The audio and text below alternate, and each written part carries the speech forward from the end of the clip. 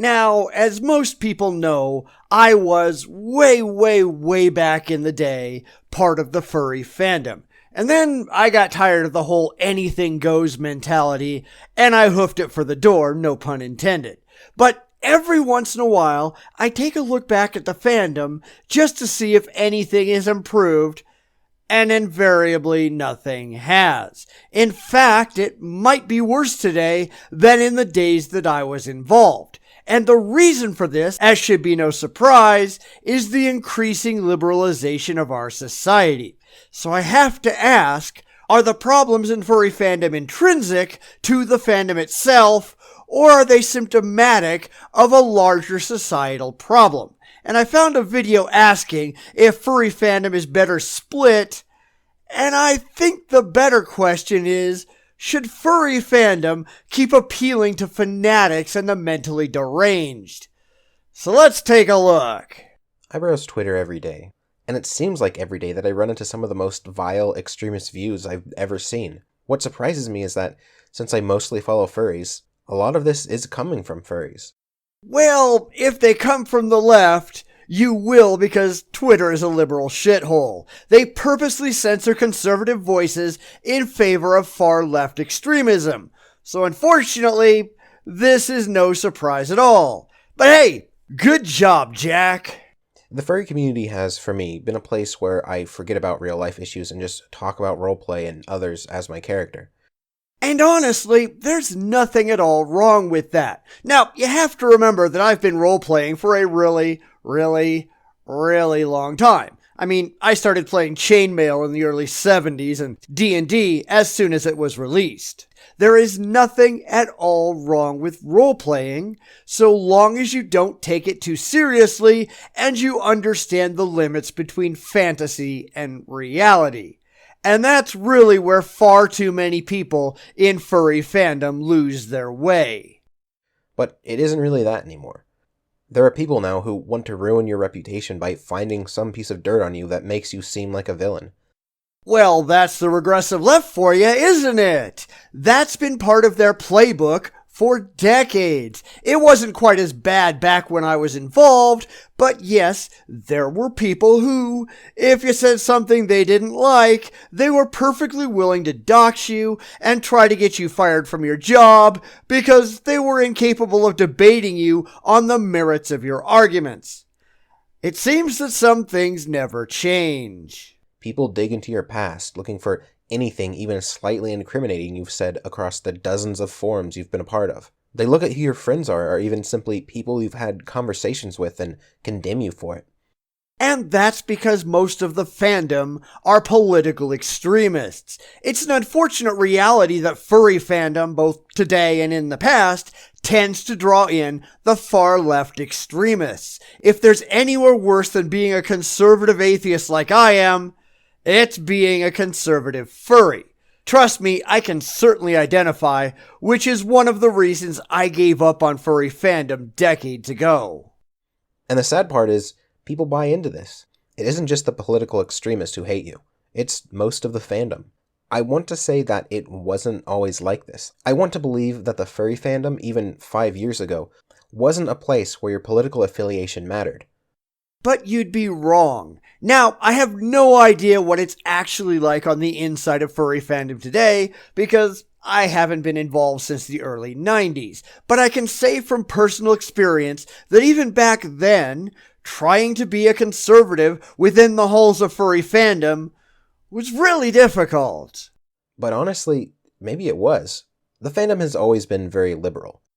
No shit. Even 15 years ago, when I was a Christian, mentioning God or the Bible instantly got all kinds of vitriol thrown my way. Hey, I can relate. I mean, I was probably ostensibly Christian when I was involved, at least at the beginning. It wasn't vehemently anti-Christian at the time. I mean, if you went to a convention, there were furry services on Sunday, but it always kind of got a sideways sneer from a lot of attendees. Today, I'd imagine it would probably be a lot worse. Having any conservative views meant you would be alienated. People were too afraid to even admit to being anything other than far left. More so today, I would assume, because we've reached an era of political ideological deadlock. Anyone not sharing your personal political views becomes the enemy and must be attacked relentlessly. And unfortunately, this is true both from the far political left as well as the far political right. And I find this to be absolutely reprehensible.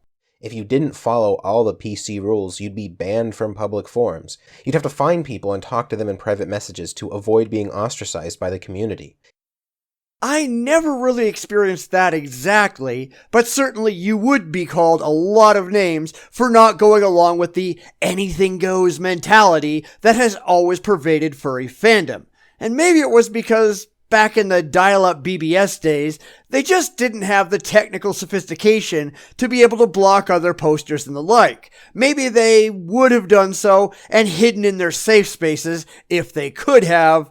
But again, I can only report what I personally experienced. It's only recently that people have started coming out with their more conservative views publicly.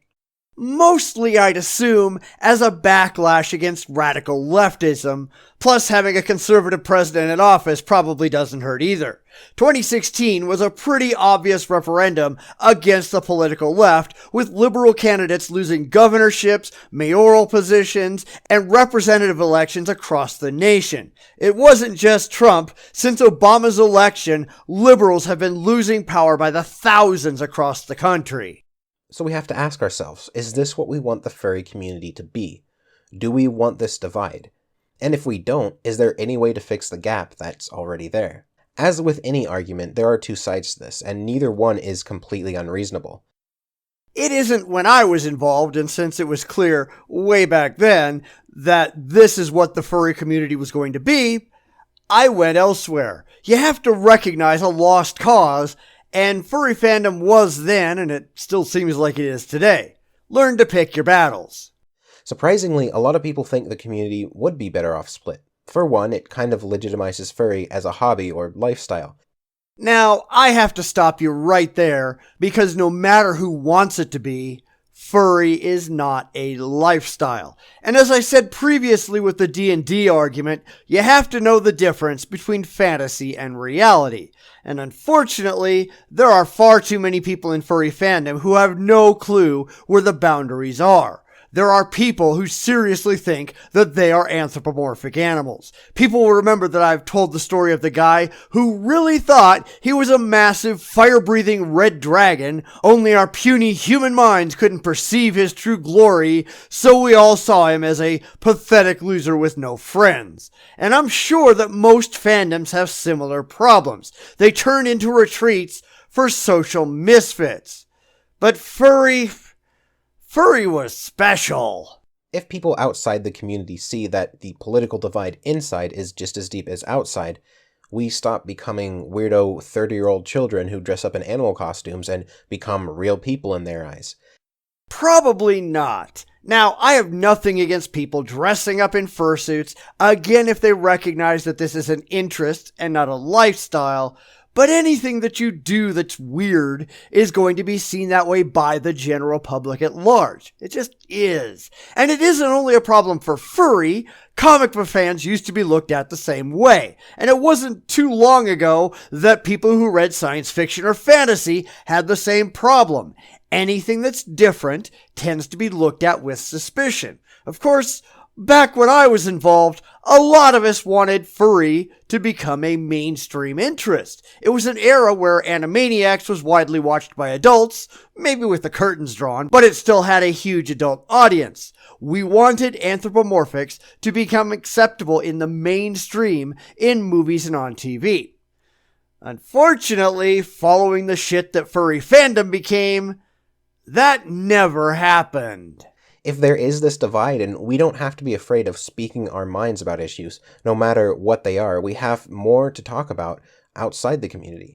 You always have things to talk about outside of the community, but that's really only true for people who don't live completely within the furry community.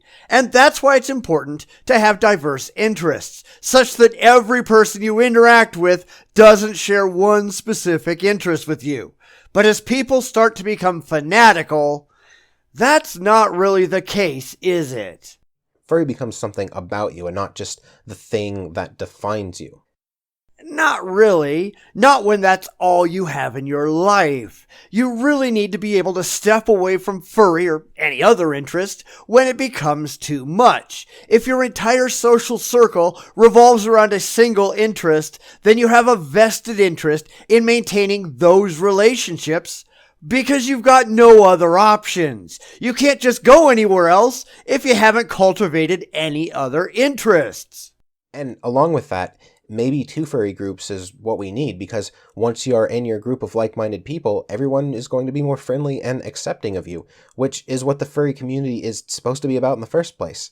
When you find your group and political opinion isn't as important anymore because most people just kind of agree with you, the conversation moves on to other things. Isn't the whole point of this to put on a mask and not be part of the real world for a while? It never was for me, but I never had any reason to want to escape the real world. It was to have fun with people who enjoyed similar things. And then I went back to being a normal person, living a normal life in the real world. And again, the problem here is fanaticism. People who take their interests way too far. This is, whether furries like it or not, a problem. How can we do that when the powerful people in the community, the people who run the conventions, have a political agenda that excludes you based on issues outside of the fandom? Don't go. And I know that's not the solution you want, but that's the solution you have. Don't go to those conventions. Encourage others not to go to those conventions. Hit the convention owners in the wallet where it hurts. Start your own conventions. Avoid the extremists. Honestly, it really isn't that hard. Wouldn't it be better to have conventions and websites and Discord servers that you can go to where you don't have to be so careful about what you say? Well, you could always just not talk about politics there. Talk about the fandom. Ignore politics and religion and all of the things outside of your fanish interests. The more left-leaning furries have always had this, but with the community split, now the more right-leaning ones have it too. Just keep your political ideas to yourself while involved with furry stuff. Of course, this goes back to what I said before about having diverse interests and not a single social outlet. Talk about politics where politics are welcome. Talk about fanish stuff where fanish stuff is welcome. Have multiple outlets. You're really only harming yourself if you don't. If there are 2 groups in the fandom, you don't have to care about the other side. It doesn't matter if your reputation is ruined to that group because you don't even pay attention to them. You know, you really have to stop caring about your reputation when it comes to extremists. Because as you said, they're going to find reasons to hate you, so why give them that ability? Screw the leftist idiots. Find something better to do with your time. Their opinion about you matters about as much as people's opinion of you from outside the fandom. Exactly. Unless you only have the fandom to deal with. Don't do that. But on the other hand, maybe it's not so good if we make that split. We have a tendency as humans to hate things that are different than us. Which is an unfortunate, irrational, and overly emotional tendency that I speak out against all the time. We don't like things or opinions that we don't understand. This leads to conflict and sometimes violence. If we gave up on trying to get along with those who disagree with us inside the fandom, aren't we just perpetuating that feeling of fear and hatred? I really don't know. Now, I can't say much about the current fandom because, again, I don't know and frankly don't care. But I know that while I was involved, a lot of us were actively arguing against the increasing liberalization of the fandom. Use your right to free speech and fight back. Just keep in mind that actions have consequences, and you could find yourself getting bounced out of the fandom if you try. You have to decide which is more important to you. We can get along. We can accept the fact that sometimes we need to agree to disagree. True again. I've said many times that there are people I follow on YouTube who I very much respect for some of their views and very much oppose for others. Everyone doesn't have to be perfect to be respected. I follow several people on Twitter who I don't agree with on pretty much everything. Even though the extreme views in their tweets irritates me, I still like their art, or maybe I just like talking and debating them. And a lot of time, when you remove the politics, you see that they are still very kind, sweet individuals. I still value them as people. I don't hate them, even if I hate some of their ideas. And if we just give up on that, if we just decide to hate each other, what do we become? Modern day society? Do we just stay among our own like-minded friends, making fun of the other side and blaming them for everything wrong in the world? You certainly can, or you can do what I do and go after the stupidity in the world and not care what anybody thinks of us. That's the approach I favor, even though I know there's very little chance of actually changing anything. Is it healthy to just stay in our own little echo chamber and agree with each other on everything? No. That is never healthy. It doesn't allow you to test your own ideas and find out where you're wrong. And finding out where you're wrong is essential to being a rational human being. And to be honest, we wouldn't agree on everything. Humans are more complex than just liberal or conservative. Are we going to kick out every person in our subgroups for showing maybe some of their opinions favor the other side? Then we just have two groups who both have the same problem that we do now. And if they split again, now we have 3 or 4 divided groups in the community, and at that point it's hardly even a community anymore. Which is why, as I said previously, people need to keep their lives separated into little tiny bits. Keep your fanish ideas for the fandom. Keep your political views for places where that's acceptable. Keep your religious ideas for the church. Learn where it is acceptable to express certain views. Otherwise, you're right, you will have a completely splintered fandom, and that's going to be no fun for anyone. The mentality that we are better off split hurts the personal enjoyment of everyone. A fellow furry was barred from speaking at a convention for some tweets he made. It didn't matter that he was a staple of that convention and that he had been speaking there for years, and that many people look forward to going to that convention just to see him. Yeah, 2 got tossed out of Anthrocon because the people running Anthrocon are regressive morons. So why are people paying to go to Anthrocon? If you disagree with what happened, don't go. Encourage others not to go. They'll have to decide what's more important, having a convention at all or pushing their political agenda. All that mattered was that he wasn't quite as politically in line with the board of the convention, so now he's not allowed to speak, ruining the enjoyment of hundreds of furries simply because a few people in charge favor splitting the community in 2. And how many of those furries went to Anthrocon anyhow? You have to be willing to stand up for your beliefs. What about the convention that was closed for good as a result of politicized bickering over Twitter, where once again having this extreme split ruined the enjoyment of so many furries who had nothing to do with it? Twitter is a complete cesspool. I really have no idea why anyone still uses it. I want to talk about an individual whose blog I recently found. I don't know him, but he goes by the name of Symptom on the blogging site, so that's what I'll call him. In his blog, he talks about how after 30 years of being a furry, he's leaving the community. I don't blame him based on a lot of what I've heard has been going on. I did it, and I don't miss it at all. Sure, at some level, I still enjoy anthropomorphic characters, but I don't need a fandom to have that enjoyment, any more than I have to have a political party to have the political views I do. I don't have to join an organized fandom for anything. I like what I like. I enjoy what I enjoy. If I find other individuals who do the same, we can be friends. But my enjoyment is not dependent on having an organized group of people with the same membership card. I find that completely ridiculous. I think that anyone who is in favor of the community being split should read this blog. I'm not going to spend 20 minutes going over it, but there is one section that really got to me. Symphonic talks about how when we go into this community, we are told that you will be accepted no matter who you are. And that's a problem that has always existed in furry fandom. Now, in general, acceptance is a good thing, but you should only be accepted if your actions are acceptable. There should never be this royal seal of acceptance that applies to everyone and everything, no exceptions, that furry fandom has always tried to have. We are encouraged to be open and honest and talk about our sexuality and our thoughts and feelings. Yeah, that's a really iffy area if you ask me, and I think furries are way too open about a lot of things, especially things that ought to be private. But then often it's used against us. Sure, we're accepting, unless you have a fetish that people don't like or have some political view that isn't popular. And this is where I think things go completely off the rail, because I don't care what fetish you have, keep it to yourself. It shouldn't be something shared with the community, and the community has no responsibility to ride you around on their shoulders because you've got some kind of bizarre sexual interest. I really don't care what happens in your bedroom between 2 or more consenting adults. I just have no interest whatsoever in hearing about it.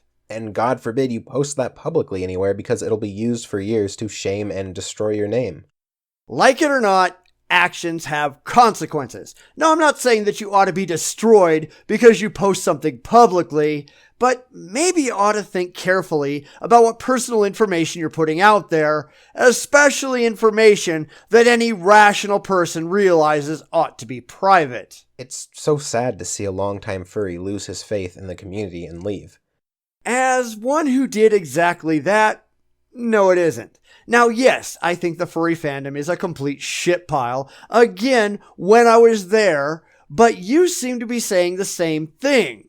And that's why I picked up my ball and I went somewhere else. But I had lots of other places I could go, because I not only had diverse interests, but a lot of very diverse friends with different interests who couldn't care less about furry fandom. I just traded one group of friends for another, and life went on. I still liked anthropomorphic characters. I just didn't go to furry conventions or log on to furry BBSs. You know, the truth is, the fandom isn't splitting. It's already split. It's been split for decades, but where I see the problem is that the conservative furries haven't just gone somewhere else, had their own conventions, and done their own thing. They keep running back to the liberal furries, thinking they will ever change their ways, and they're not going to. Because they don't have to. They've got you by the balls, and so long as they can make you squirm, they're happy to do so. Just remember, doing the same thing over and over and over again and expecting different results is pure insanity. Stop being insane. The argument doesn't even matter because it's already done. Whatever side you're on, you're already hated by most of the other side, and you'll never get away from it. You'll always be harassed by some of those people who disagree with you. Just stop caring. You have no idea how much hate mail I get. I just don't care. It doesn't bother me. I just delete it and move on with my life, because I'm not beholden to a group. I am an individual. Maybe conservative furries ought to give that a try. It's no wonder people go to their groups of like-minded individuals and stay in their echo chambers, because it's the only relief they get. We have so many people on both sides who just troll anyone they disagree with until they force that person to run away, and they make fun of them for running away. On the other hand, if you don't run away and confront the person harassing you, you're seen as attacking them. Then I'm attacking them. What's good for the goose is good for the gander. I refuse to ever run away from anything. Otherwise, the people who attack first, then get their panties in a bind when someone else stands up to them, those people get to be bullies unchallenged. Why would anyone in their right mind permit that? We have both sides poking the hornet's nest and then acting like a victim when there's a response. Yep, it's a victim mentality. Don't put up with it. Stand your ground if you're pushed to do so. So what do? Do we just stop talking about it? I've had people tell me that because I make videos on the subject, I'm just keeping the wound fresh. It has to be kept fresh, because if it isn't, then those responsible will assume that they've won. That's kind of what happened with radical feminism on YouTube. It used to be everywhere, but people kept poking it. They kept proving that they were wrong. They kept responding over and over and over until the feminists largely gave up.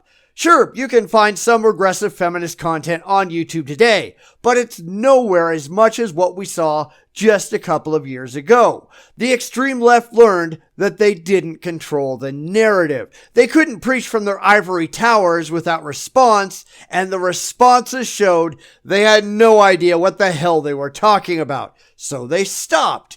And that would work for furry too, if enough people were willing to speak out. But what other choice is there? Do I just put my head in the sand and try to ignore it in the hope that it will go away? People were doing this long before I started making videos, and even if I quit, people would still be doing it long after. Just not enough, and just not forcibly enough, at least in my opinion. It takes a long-term, concerted effort by a lot of people who are mad as hell and just not going to take it anymore. You need to cultivate that kind of mentality. And despite whatever videos I make, I have people on both sides telling me that I'm weak or I'm a coward for not taking a strong stance.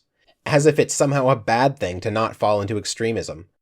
The opposite of wishy-washy is not extremism. You have to have values, and you are going to have to be willing to stand up for those values. Trying to walk some imaginary middle ground where you don't offend anyone simply isn't possible these days. If you think furry fandom is a mess, you need to be willing to stand up and explain why it's a mess and what you think ought to be done to fix it.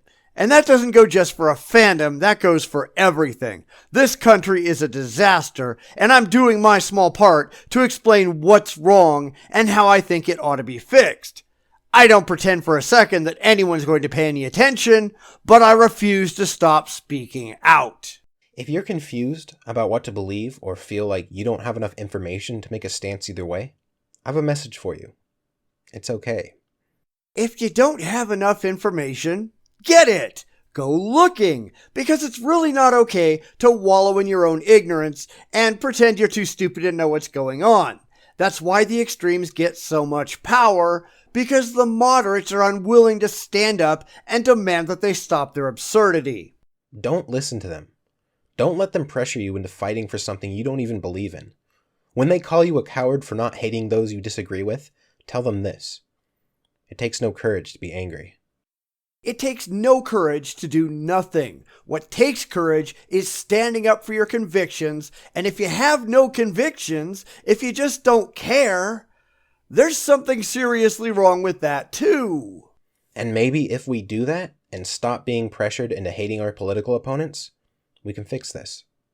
Except the conservatives are not the ones responsible for the problem, at least by and large. Again, I can't speak for furry, but I can speak for political discourse in this country, and it isn't the political right calling for political correctness, for forced speech codes, for children being taken away from their parents because they aren't following far-left ideologies. This is all on the left, who will take every bit of power left on the table and demand more. It will never get any better. It will only get worse so long as we permit it to fester. I think when the furry community first began, it was more of just a fun get-together of people who liked cartoon animals. Indeed it was. The first couple of years of furry conventions, that's all that it was. Very little politics, very little drama, just people with common interests having a good time together. Those were the days. No one would have considered it a lifestyle. No one, absolutely no one, should consider it a lifestyle. And no one who considers it a lifestyle should be ridden around on the collective shoulders of the fandom. That's insane. It really proves that the fandom cares very little about the health and well-being of the people in the fandom. But because furry has been about acceptance, full stop, it's now overrun with people who have serious emotional and mental problems, who are demanding that they're normal, even though they're clearly not. And you get people in the fandom who are openly into pedophilia and snuff and vor and all this really disgusting stuff, and nobody can say, you people are crazy, without getting shouted down by the, you have to accept everyone no matter what crowd. This is your fandom. This is what you've allowed it to be. Are you proud of that? Furries were just very focused on doing furry things, but now we have people growing up with it who see it more as a lifestyle. And those people are disturbed. This springs purely from bad parenting caused by the increasing liberalization of society. Kids who are left to spend every waking moment on their computers instead of being forced to interact with the real world. People who are allowed to become fanatics by parents who have no interest in parenting. Kids who are never told that what they're doing is wrong, because right and wrong are passé in the modern world. This is liberalism gone insane, and the furry fandom has embraced it hook, line, and sinker. Most of the people they talk to are furries. Most of the friends they've had over the years were furries. All the people they've ever tried to pursue relationships with were furries. Narrow interests versus a wide variety of interests. Are we seeing what's wrong here yet? Lately, I don't even see my involvement in the community as doing furry things. I see it as more of doing normal things. And like I said, politics are a normal part of life. So it's inevitable that it'll come up. All we can really do is try to be more civil with each other, just like you would with people outside the community. But as you already said, a lot of these furry lunatics have little, if any, interaction with anyone outside of the community. This is their entire lives. This is a massive problem. Is the fandom better off split? Should we keep politics out of the fandom? If the furry fandom is about being open and expressing ourselves, how can we keep politics out of the fandom? Because political beliefs are part of what make us, us. Tell me what you think in the comments. And I've done that. Honestly, I think furry fandom was and still is a disaster, at least based on what I've seen out of it and the people that I've talked to that are still involved. Now, I'm not against having fun. I'm not against flights of fantasy, but when those flights never come down to earth, there is a serious, serious problem. And when you think about it, modern regressive liberalism is just a never-ending fantasy that they just can't leave. These people don't live in the real world. They don't want to live in the real world. They live in an everlasting fantasy and demand everyone else join them there. These are people who can't even imagine life in the real world anymore, who think they really are magical animals who couldn't pursue a healthy relationship if their lives depended on it, and who have serious psychological problems, mostly because they found a fandom that not only permits it, but actively encourages it. Being a casual furry fan like I was is looked down on. Having any actual conservative values is openly attacked. And most furries just sit there and stare, terrified of opening their mouths because their comfortable little world might be threatened. But it's not the real world, it's a fantasy, and they need to develop a much wider set of interests such that furry isn't their only social outlet. But that's not going to happen for the vast majority of furries, which is why the fandom has never improved. In fact, it might have gotten worse. People just don't talk about it anymore because people screwing in fursuits is boring. Every once in a while, I look back in and quickly close the door. Even with the shared interest, these are not the people I'd ever want to spend any time with. It's just sad how many continue to sit there getting attacked by the illiberal left because they've got nowhere else to go. That's just sad.